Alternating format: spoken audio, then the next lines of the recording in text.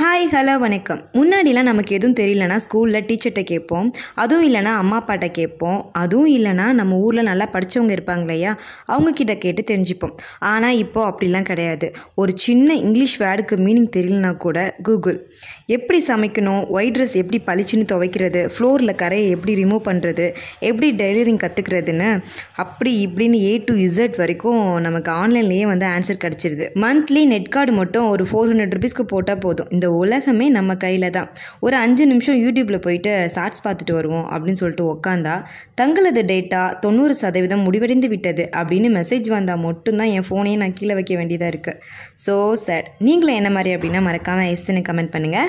இந்த ஆன்லைன் உலகத்தில் எவ்வளோ பாசிட்டிவ் இருக்கோ அதே அளவு நெகட்டிவுமே இருக்குது. அதிகமாக ஃபோன் யூஸ் பண்ணுறதுனால உடம்பு ஹீட்னால ஹேர் ஃபால், கருவளையம், கண்ணெரிச்சல் அப்படின்னு சொல்லிட்டு நிறைய ப்ராப்ளம்ஸ் வர சான்சஸ் இருக்குது. ஒரு நாளைக்கு இவ்வளோ நேரம்னு சொல்லிட்டு டைம் ஃபிக்ஸ் பண்ணி யூஸ் பண்ணுங்கள். நைட் டைம் கண்டிப்பாக ஃபோன் யூஸ் பண்ணுறதை அவாய்ட் பண்ணிக்கலாம். ஸோ பார்த்து சேஃபாக பத்திரமா யூஸ் பண்ணுங்கள். நானும் இப்படி தான் அடிக்கடி நினச்சிட்டே இருப்பேன். பட் இந்த யூடியூப் எப்போ ஓப்பன் பண்ணேனோ அப்போ இருந்து இப்போ வரைக்கும் ஃபோன் கூட தான் குடும்பம் நடத்துகிற மாதிரியே ஒரு ஃபீலிங்கு. வீடியோ எடிட் பண்ணுறதுக்கு டைம் ஆகுது, வாய்ஸ் கொடுக்க டைம் ஆகுது. சரி வியூஸாவது நல்லா போகும்னு பார்த்தா 100 வியூஸை தாண்டதே பெரிய பாடாக இருக்குது. நாம் யாருக்கு என்ன தீங்கு செய்தோம், நமக்கு மட்டும் ஏன் இப்படி எல்லாம் நடக்கிறது? இட்ஸ் ஓகே, நம்ம எஃபோர்ட் போடுவோம். ஒரு நாள் இல்லை ஒரு நாள் கண்டிப்பாக வின் பண்ணலாம்.